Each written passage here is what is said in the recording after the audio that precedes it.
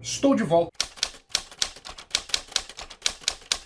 Esse é o primeiro vídeo de cinema do ano e eu resolvi falar um pouco, já que o próximo Oscar tá chegando. Não exatamente vai ser em abril, mas já deveria estar chegando. Já faz quase um ano desde o último Oscar, no momento que eu tô fazendo essa gravação. E, como a gente sabe, Parasite fez história, ganhou 4 estatuetas, ainda foi menos do que merecia. E a partir dali, eu já tinha visto outras coisas do Bong Joon-ho antes, mas a partir dali eu resolvi me aprofundar no cinema desse cara. Eu vi o quão talentoso ele era com Parasite. E no ano de 2020 o Bong Joon-ho, eu consumi todas as obras dele, todos os longa-metragens dele, e ele se tornou um dos meus realizadores favoritos. Eu achei natural eu vir aqui ranquear os 7 filmes dele, os 7 longa-metragens dele. Eu já vi esse formato em vídeos da gringa, eles já fizeram isso, né? Já ranquearam todos os filmes do Bong Joon-ho depois desse hype aí do Parasite, mas eu não vi muitos ou nenhum canal de cinema aqui do Brasil fazer isso. E como eu gosto de falar de cinema e é um diretor que eu gosto, eu pensei por que não trazer pro Viagem. Sem mais delongas, vamos começar.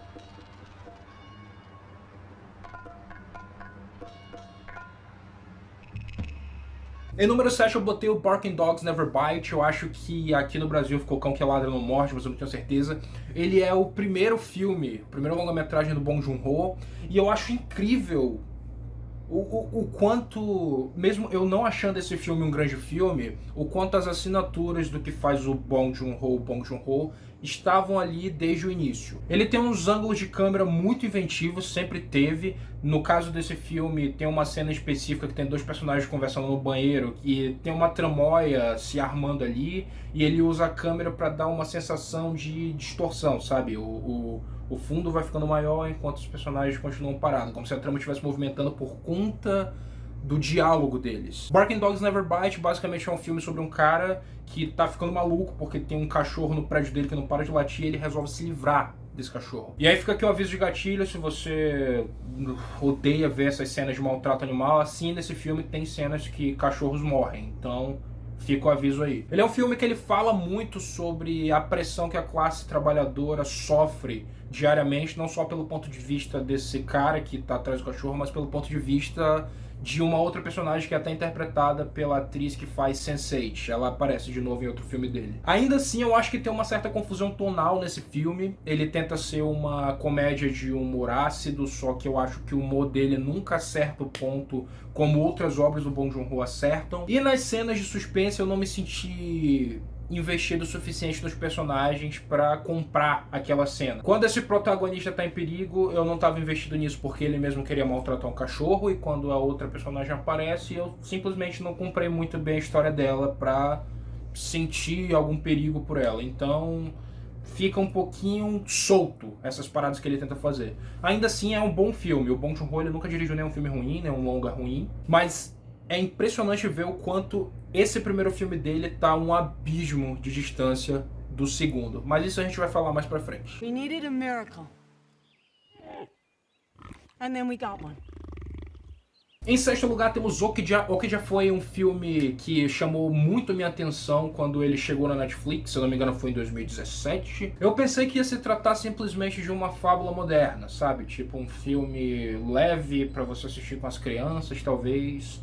Mas não se trata disso. Inclusive, não vejo esse filme com crianças. Nesse filme a gente tem essa garotinha, Misha, que ela cresceu com essa super porca de estimação que é a Okja. E um dia uns pesquisadores americanos chegam na fazenda dela e levam a Okja embora. Então ela tem que se unir a um grupo de ativistas para tentar resgatar a Okja. Como eu falei antes, eu comecei esse filme achando que ele ia ser simplesmente uma fábula moderna para ver com as crianças, mas ele não é isso. Ele é uma crítica muito velada, muito porrada ao consumo de carne, né? Não exatamente ao consumo, mas à indústria alimentícia voltada principalmente à produção de carne, né, para consumir, e uma crítica pesada ao capitalismo, como o Bong Joon-ho adora fazer nos filmes dele. Eu acho interessante notar que todos os personagens que são sul-coreanos ou de outra etnia, ou de outro país ou de outra etnia são tratados com uma forma mais natural do que os personagens americanos. Sobretudo a Tilda Swinton e o Jake Gyllenhaal. Eles têm 2 personagens que eles são feitos caricatos de propósito, justamente para dar esse tom mais natural às pessoas que estão tentando salvar a Okja. Os ativistas também, eles são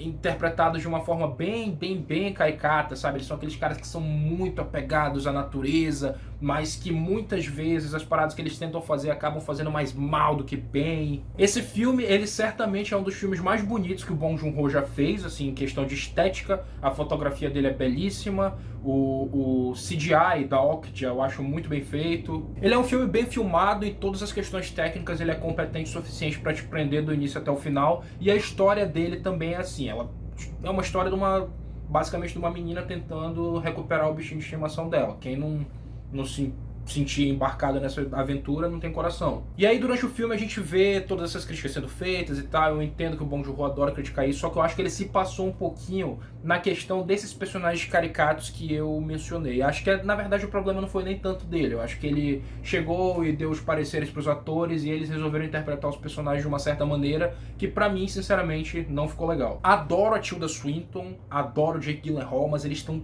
demais nesse filme, cara. Sobretudo o Jake Gyllenhaal. Toda vez que tinha uma cena dele, sobretudo as cenas que ele estava sozinho, ou conversando com alguém, ou dando bronca em alguém, isso me tirava muito do filme. Esse humor caricato acaba deixando várias partes do filme meio bem bestas, sabe? Eu acho que quando o filme ele tá centrado na realidade, por incrível que pareça, ele fica melhor. Você já tem ali um elemento fantástico que são esses super porcos, que é uma espécie que não existe agora, né? Que eles foram criados desde pequenos para serem abatidos, e que porco não é, né? Eles já são um elemento muito fantástico nessa parada que já exige uma certa suspensão de descrença de você, e se ainda pôr esses personagens muito desenho animado, fica um pouquinho demais. Ainda assim, é um filme muito bom, eu acho que ele é sinceramente é um dos melhores filmes do catálogo da Netflix, justamente por conta do diretor dele. O Bong, sendo o realizador que ele é, ele conseguiu passar muitas mensagens legais desse filme. Vale a pena ver Okja.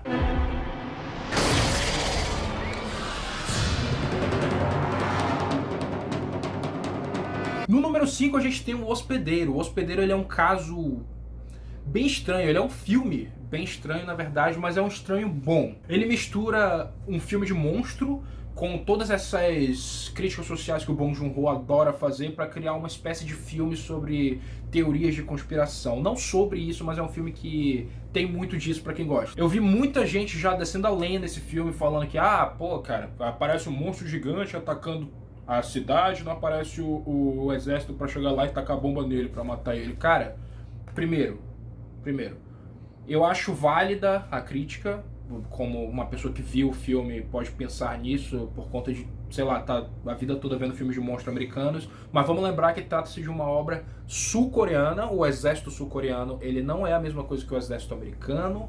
Os filmes, as obras da cultura pop não tratam o exército sul-coreano da mesma maneira que os americanos tratam o exército deles, como salvadores do dia. E ele é um filme que constrói críticas em cima do governo.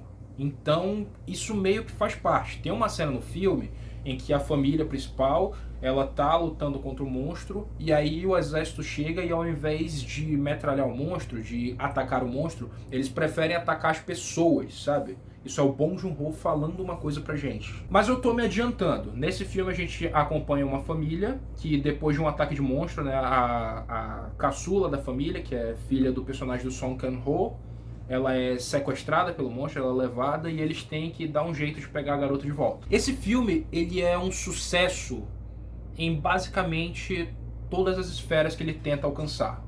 Sinceramente, eu não acho ele um filme perfeito, longe disso, mas ele consegue, onde ele mira e ele acerta. Muitas vezes não fica perfeito, mas ainda assim o que ele quis passar tá ali. O monstro, ele traz consigo uma espécie de vírus. As pessoas que entram em contato com esse monstro, elas acabam ficando infectadas com um vírus que deixa elas muito doentes, que causa mudanças no corpo delas. E isso a gente pode relacionar diretamente ao que tá acontecendo hoje com toda essa parada de Covid-19. Tem uns momentos que dá até um certo gatilho, mas ainda assim é um filme que vale a pena assistir mesmo em tempos de pandemia. Tudo é pertinente pra trama, nada fica faltando, cara.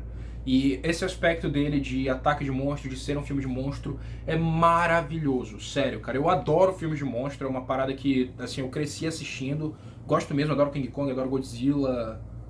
Mais recentemente, lá o de 2008, Cloverfield, eu adoro esse tipo de filme. E ver essa fórmula aplicada a uma realidade diferente do que a gente costuma ver, que é a realidade ocidental, é muito bom. E ainda nas mãos de um cara que é um gênio como o Bong Joon-ho, cara. Por exemplo, o primeiro ataque do monstro é feito total e completamente no plano sequência. Isso é foda demais. O CGI do monstro, o filme é de 2006, né? O CGI dele tá datado. Tu olha assim, tu percebe que tá esquisitinho. Mas ainda assim ele se move e se comporta de uma maneira tão orgânica que tu consegue acreditar que aquele bicho é real, mesmo o CGI dele sendo um pouquinho feio hoje em dia. Eu acho o design do monstro muito bom, na real. Dá pra ver que ele era uma coisa que evoluiu de uma criatura aquática, um peixe, por exemplo. No início do filme a gente é apresentado a dois personagens que nem aparecem mais, que é um cientista americano, interpretado, acho que é Scott Wilson, um cara lá do The Walking Dead, e um cientista sul-coreano. O cientista americano obriga o cientista sul-coreano a despejar uma quantidade massiva de produtos químicos em um rio lá da cidade deles. E fica muito claro que é esse evento que acaba fazendo com que o monstro apareça, que acaba criando o monstro. Eu acho interessante como o Bong Joon-ho utilizou isso para dar aquela alfinetada no governo norte-americano, inclusive fazendo eles voltarem depois para ajudar as pessoas a tratarem daquele vírus e sendo uns completos incompetentes. Tá bom, não são uns completos incompetentes, mas a maneira como eles se comportam é estranha, típico de americano querendo salvar o dia. Sendo que eles mesmos foram os culpados por tudo isso acontecer. E fora isso, a gente tem ali um drama familiar que funciona muito bem, na verdade. Todos os atores estão mandando muito bem. A moça que faz Sense8 volta aqui de novo. Desculpa, eu não gravei o nome dela. Esses nomes coreanos são um pouquinho difíceis pra mim. Mas a gente tem um nome que esse sim eu consegui gravar, que é o Song Kang-ho. E eu aproveito pra falar aqui que todas as coisas que esse cara fez com o Bong Joon-ho, em todos os filmes do Bong Joon-ho que ele aparece, eu só vi ele em filmes do Bong Joon-ho, não vi ele em outro lugar. Ele é sempre um ponto fora da curva, e em todos esses filmes a atuação dele é sempre a que se destaca pra mim. Esse ator é excelente. E pra mim foi uma total tragédia ele não ter sido indicado ao Oscar no passado com Parasite. Enfim, existe também aqui a questão da luta de classes, muito massiva. Um dos integrantes da família é um cara que tem diploma superior, só que ainda assim não consegue nenhum emprego, então ele se entrega à bebida e a essas coisas, assim. Pelo que eu pesquisei, era uma realidade na Coreia do Sul, não sei se hoje ainda é assim. Provavelmente é, porque Parasite mesmo fala um pouco disso. E você tem ainda o próprio personagem do Song Kang-ho, que é um cara avoado. Fica um pouquinho implícito que ele tem alguma deficiência mental, algum atraso, mas ainda assim não fica explícito, sabe? Eles não dizem direito, ele só é um cara meio lerdo. Ele precisa se mexer quando a filha dele desaparece. E todo esse aspecto da família se unindo contra uma causa maior, né, para derrotar esse monstro, encontrar a menina. Eles se unem também a um morador de rua, o que mostra a classe baixa se juntando contra uma coisa que o governo não quer resolver. Tudo isso faz o Bong Joon-ho ser o Bong Joon-ho, e tudo isso transforma esse filme não só num filme de monstro muito bom, mas num filme muito bom. Fica a dica, O Hospedeiro. I belong to the front. You belong to the tail. Know your place. Keep your place. Em quarto lugar temos Snowpiercer, que veio dessa HQ aqui, o Perfura-Neve. Antes que me perguntem, eu não vi a série da Netflix, então não vou falar disso aqui. Quero agradecer também a editora Aleph por ter mandado o Perfura-Neve para eu ler. Li o quadrinho, achei maravilhoso, magnífico. Eu acho que ele levanta questões aqui que o Bong Joon-ho nem chegou a levantar no filme dele, enquanto lá ele levanta questões que aqui eles também não levantaram. Então as obras, elas são muito complementares, a história não é exatamente a mesma. Então se você ler o quadrinho e assistir o filme, você vai sentir que você está consumindo duas obras separadas sobre o mesmo tema. 3 se você contar a série. Snowpiercer trata de um trem, né? Eu acho que todo mundo deve saber, esse foi o filme mais americano do Bong Joon-ho. Ele tem um grande orçamento, tem o Chris Evans no elenco, Tilda Swinton também, enfim. É um dos filmes mais conhecidos dele. A humanidade acabou, o mundo tá aí num gelo eterno, né? Uma neve eterna, e todos os seres humanos estão presos dentro de um trem autossustentável que fica rodando o mundo para sempre. Esse trem é o Snowpiercer do título. Enquanto as classes altas ficam nos vagões da frente comendo do bom e do melhor, vivendo uma vida excelente, lá atrás, nos últimos vagões, as pessoas pobres têm que literalmente vender o almoço para comprar janta, sabe? A arte do quadrinho é maravilhosa, a história também, ela é uma narrativa muito... Eu diria não convencional, mas não é bem assim, sabe? Ela é só uma narrativa diferente do que você está acostumado a ver em alguns quadrinhos ocidentais. O quadrinho é europeu, no caso, se eu não me engano ele é francês, posso estar errado. Se você se interessou, o link para compra dele vai estar aqui embaixo. Comprando por esse link você ajuda a gente a crescer. Focando no filme agora, ele é o filme mais in your face do Bong Joon-ho, sabe? As metáforas dele e todas as alegorias elas estão bem na sua cara, então ele aproveita isso, ele aproveita que você vai pegar essas alegorias de cara para ele explorar vários aspectos dela. Ele não é preguiçoso, ele sabe que você vai sacar aquela parada já no início, então ele aproveita para criar vários desdobramentos, o que essa situação pode gerar. Eu já vi também muita gente reclamando dele, tipo fãs de ficção científica reclamando, como é que o trem é autossustentável, como é que ele fica rodando para sempre. Então, Snowpiercer não é um hard sci-fi, ele não é uma ficção científica hard, sabe, forte. Ele é uma ficção científica light justamente por conta de todas as alegorias dele. Então a sua suspensão de descrença, ela tem que ser alta, sabe? Não exatamente alta. Você simplesmente tem que aceitar que aquele trem é autossustentável, que ele roda o mundo inteiro para sempre, justamente por conta das alegorias. Se esse filme ele não contivesse nenhuma dessas alegorias, aí você podia tentar procurar cabelo em ovo. Mas não é o caso. Esteticamente falando, eu acho esse filme maravilhoso, sério. As mudanças de vagão para vagão sempre são uma surpresa muito agradável. Ele é um filme que ele é muito interessante de se analisar, porque normalmente certos filmes ocidentais, americanos principalmente, que é o cinema que a gente está acostumado a consumir diariamente, eles não têm coragem de levar as histórias deles ao limite. Esse filme, por ser dirigido por um sul-coreano, parece que ele tem mais coragem de fazer isso. Por exemplo, desculpa o spoiler, vai ser bem curtinho, tá? Bem, só um spoilerzinho. Tem uma cena que o Chris Evans senta e começa a ditar para outro personagem, né, falar para outro personagem como é a vida dele lá nos vagões do fundo. E aí ele fala que ele e outras pessoas já tiveram que canibalizar pessoas para conseguir sobreviver, sabe? Então a situação lá é ruim nesse ponto. Ele tem umas cenas de ação bem competentes, ele sabe usar aquela atmosfera que ele tem, aquele espaço praticamente claustrofóbico. Ele aproveita ao máximo a premissa dele e também os atores. A gente tem a Tilda Swinton mandando muito bem, temos o John Hurt mandando muito bem. Song Kang-ho está no filme, para nossa alegria. Na minha opinião, ele é o melhor do filme, mas cara, eu sou meio bitch desse ator, então. E surpreendentemente, temos uma atuação maravilhosa do próprio Chris Evans. Ele manda muito bem, eu não acho ele um ator de grande destaque. Ele não é um cara que costuma interpretar muitos personagens complexos, mas aqui foi dado um personagem pra ele que é complexo e ele conseguiu mandar muito bem. É uma das melhores atuações da carreira dele. Snowpiercer, sem dúvida, é um dos melhores filmes do Bong Joon-ho. Vale a pena assistir. 제일 중요한 게 네가 그날 밤 일 기억나는 거 우리 아들이 안 그랬거든요. 우리 아들은 아니야. Chegamos no top 3. Em terceiro lugar, a gente tem um filme que é muito aflitivo pra mim, que é o Mother. Ele, sem dúvida, é o filme mais lento do Bong Joon-ho, mas isso não é uma coisa ruim. Ele te prende do início ao fim, então não vá assustado por esse filme. Em Mother, a gente vê uma mãe tentando recolher provas que inocentem o filho dela de um assassinato. Ela tá tentando pegar o assassino que incriminou o filho dela. O que me deixa mais impressionado nesse filme é a maneira como o Bong Joon-ho ele não brinca só com as suas emoções, com as coisas que você está sentindo.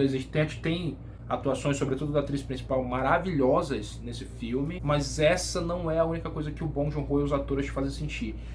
Ele brinca com a tua atenção muito nesse filme, o que é muito bom para um thriller dramático. Tem uma cena onde a mãe ela tá cortando legumes, né? E ela para e, tipo, enquanto ela tá cortando os legumes, ela começa a prestar atenção no filho dela que vai atravessar a rua. E você tá prestando atenção na mão dela, você acha que em algum momento ela vai se cortar, a edição e a direção focam muito nisso e acabam desviando a tua atenção de onde o susto vai acontecer de verdade, sabe? Ele faz isso várias vezes, não só nesse filme, mas em outros, eu vou falar um pouquinho disso mais pra frente. Mas eu adoro quando o diretor faz isso, cara. Você tem que ser um diretor muito bom de suspense pra você conseguir brincar tanto com a atenção quanto com as emoções dos seus espectadores na mesma cena.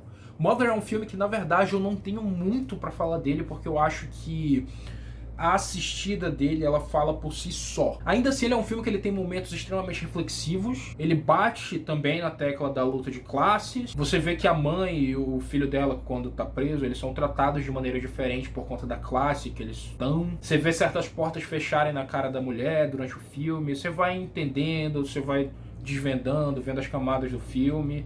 E ele acaba não sendo só um thriller dramático de uma mãe tentando salvar o filho, como a cena que eu falei dos dedos estabeleceu. Ela faria qualquer coisa para salvar o filho dela, mesmo parar de prestar atenção em algo que poderia machucar ela, sabe? Foi um momento de estabelecer o personagem muito bem. Como ele também trata muitos aspectos sociais muito bem. Mother é um filmaço, eu acho que todo mundo deveria assistir.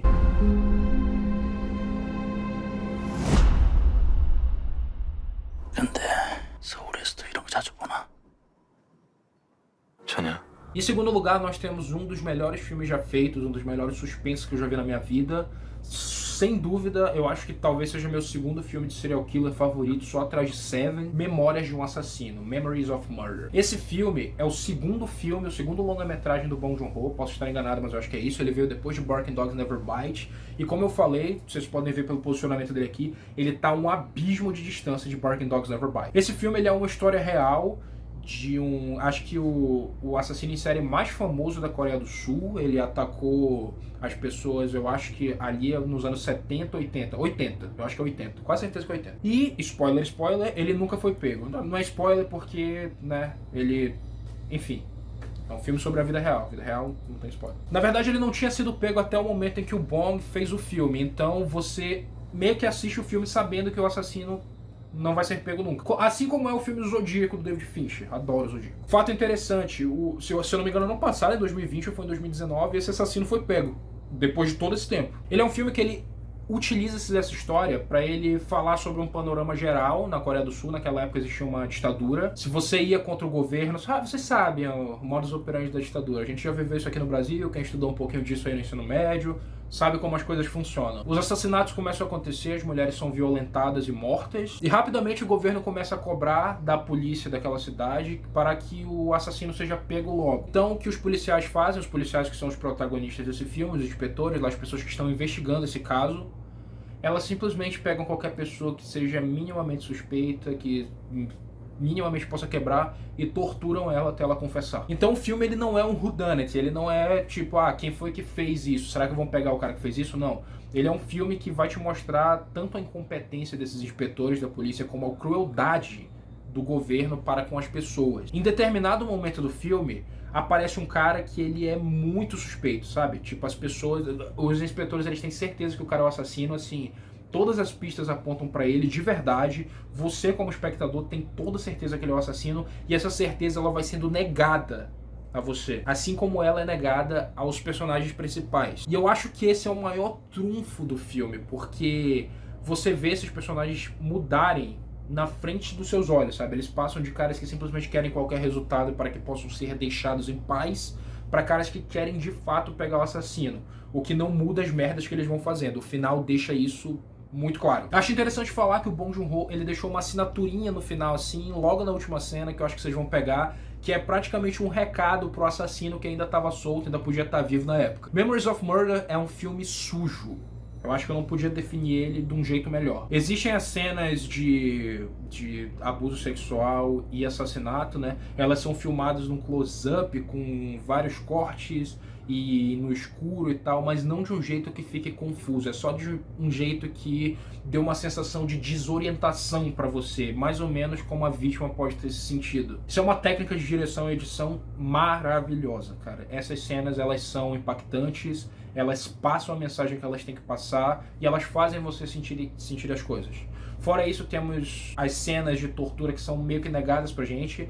Tudo isso fica subentendido, sabe? Não é mostrado explicitamente nem os assassinatos, nem as violências sexuais que as mulheres sofrem, e muito menos as torturas que os policiais fazem com os caras que são suspeitos. Mais uma vez temos uma atuação magnífica do Song Kang-ho. Tem outro ator lá que faz o outro inspetor, cara, que eles vivem se degladiando um com o outro, que eles dois, eles são assim maravilhosos no filme, sabe? Tem uma cena no final que os dois estão atuando no nível extremo, é muito boa a cena, é uma cena que é na chuva, vocês vão saber identificar qual é, ela se passa nos trilhos de um trem, e eu tenho certeza que Memórias de um Assassino é um dos melhores suspenses que você vai ver na sua vida, um dos melhores filmes que você vai ver na sua vida, assim como o nosso Primeiro Lugar.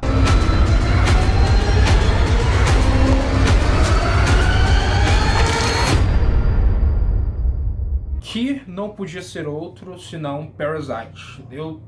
Eu fiquei, na verdade, eu vou confessar pra vocês que eu fiquei balançado entre pôr Memories of Murder e Parasite em primeiro lugar, mas eu resolvi pôr Parasite não só pelo feito histórico que ele fez, mas pela maneira como ele conseguiu fazer eu me sentir. Parasite, ele é um filme que ele muda muito de tom. Toda aquela confusão tonal que eu falei no início do vídeo sobre o Barking Dogs Never Bite, aqui ela some. Parece que o Bong Joon-ho, depois de todos esses anos de carreira, ele conseguiu finalmente se estabelecer nessa mudança de tom que ele adora fazer nos filmes dele. Todos esses filmes que eu falei aqui, eles têm um humor ácido bem entranhado neles. Em algumas vezes funciona, em algumas vezes não. Em Parasite é diferente. Tudo funciona. Ele se propõe a ser um filme de comédia em alguns momentos e ele consegue. Ele se propõe a ser um drama em alguns momentos e ele consegue. Um suspense e até mesmo algumas cenas de terror e ele consegue tudo isso. Ele foi o filme que mudou tanto de tom assim, que eu mais vi fazer isso bem, sabe? Em determinado momento do filme, lá mais ou menos pela metade, chegando no final, acontece uma coisa, vocês devem saber o que é, se você não viu Parasite até agora, você tá maluco, para esse vídeo vai ver agora. Inclusive vou dar spoiler, então pausa aí e vai ver se você não viu ainda. A partir daquele momento que o bunker, que o cara tá morando há 4 anos, é descoberto, o filme ele tem essa mudança tonal, ele basicamente se estabelece como um filme sério, quase 100% sério até o final. Ainda tem algumas piadinhas que sim funcionam, mas a partir dali o filme muda. E ele é o filme que melhor consegue explorar essa questão da luta de classes, não só, acho que do Bong Joon-ho, mas assim, que eu já vi. Esse é o filme que, nossa, cara, ele tem muita coisa dentro dele, muitas alegorias, muita coisa entranhada, em uma narrativa que não só funciona por essas metáforas, como funciona sozinha. Maravilhoso o elenco, ganhou o ensemble do Screen Actors Guild ano passado, né, do SEG, o que acabou levando o filme junto com a campanha maravilhosa que a Neon fez aos 4 Oscars que ele ganhou. Roteiro, direção, filme internacional e melhor filme. Foram os 4 Oscars que ele ganhou e ainda faltou coisa. Era pra ele ter ganhado o Oscar de edição, porque só pela cena do pêssego, vocês sabem do que eu tô falando, ele já era melhor que todos os outros filmes lá. Ele é um filme extremamente bem fotografado, mais um Oscar, e muito bem atuado. Se não queriam botar todos os atores para consideração, deviam ter botado o Song Kang-ho nessa indicação a melhor ator coadjuvante, ou melhor ator, não sei pro que ele concorreu, mas eu acho que foi ator coadjuvante. Eu acho que dava para ter tirado ali o Anthony Hopkins e botado o Song Kang-ho, porque o que ele faz nesse filme é maravilhoso. Aquelas cenas em que as pessoas ricas falam do cheiro dele, a cara que ele faz, cara, e ele atuando no final do filme, cara, esse ator é incrível. Certamente pra mim é o destaque do elenco. Outro destaque do filme é o próprio Bong Joon-ho. Ele manipula a câmera de um jeito maravilhoso nesse filme. Ele sabe exatamente onde focar, ele sabe exatamente a velocidade que ele tem que virar a câmera, ele sabe pra onde você deve olhar e ele te diz pra onde você deve olhar. Melhor que isso, ele te mostra. E a gente tem toda aquela confusão entre a família Kim, né, que é a família pobre, e a família rica, a família Park, intercalada por essa outra família pobre, né, que é descoberta morando lá no bunker. E ele traça todos esses paralelos entre a vida dos ricos e a vida dos pobres, enquanto os pobres moram praticamente no porão, os ricos moram numa parte muito alta na cidade, enquanto a chuva é basicamente uma bênção para os ricos, os pobres perdem quase tudo numa enchente. E fora isso, tem gente morando mais abaixo ainda do que eles. Tem um cara que tá morando 4 anos num bunker por conta de dívida. E tem cenas dos pobres brigando entre si na casa dos ricos, sabe, cara? Eles preferem brigar entre si do que tirar proveito da situação que eles estão. O nome desse filme é muito pertinente, porque existem vários parasitas nesse filme, cara. Enquanto a família Kim tá parasitando a família rica, existe outra família parasitando também a família rica e fazendo coisas ultra supérfluas pra achar que tá dando alguma coisa de volta pra ela. E dentro da família rica existem pessoas que parasitam umas às outras entre si, sabe? A esposa do cara vive dormindo por aí, se aproveitando da fortuna dele enquanto ele trabalha. Isso é o que o filme passa, né? Todos esses paralelos que o filme traça, ele é muito feliz nisso. Parasite é um filmaço, com certeza é um dos melhores filmes que eu vi na minha vida, por isso está em primeiro lugar. Esse foi meu ranking do Bong Joon-ho. Isso é uma série que eu vou inaugurar agora, né? Eu vou ranquear diretores. Inclusive, deixa aí nos comentários outra sugestão de diretor que você quer que eu veja todos os filmes e faça um ranking. Eu já tenho alguns em mente, mas vai ser legal imaginar sugestões que vocês vão dar. Espero que vocês tenham curtido, eu vou ficando por aqui. Não se esqueçam de dar like, se possível comentar no vídeo, compartilhar para ajudar a gente a crescer. Creio que seja isso. Falou.